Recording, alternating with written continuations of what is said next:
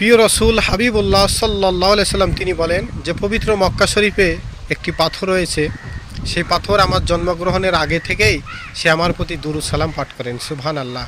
নবীজি বলেন সেই পাথরকে আমি এখনও চিনি। শুধু পাথর নয়, নবীজির উপরে সমস্ত গাছপালা, পাহাড়, পর্বত সমস্ত কিছুই নবীজির প্রতি দুরূদ সালাম পাঠ করে।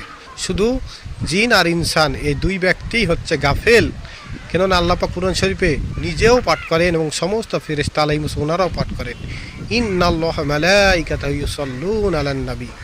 নিশ্চয় আল্লাহ পাক এবং ওনার সমস্ত ফেরেশতা আলাইহিস সালাম ওনারা নবীজির প্রতি দুরূদ সালাম পাঠ করেন।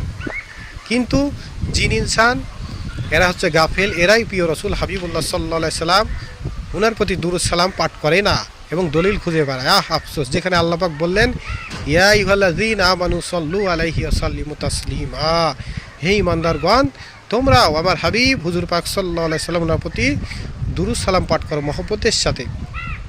আল্লাহ পাকই আদেশ করলেন ঈমানদারগণ যারা তারাই পাঠ করবে নবীজির প্রতি দুরূদ সালাম। সকলেই বলি সাল্লাল্লাহু আলাইহি ওয়াসাল্লাম।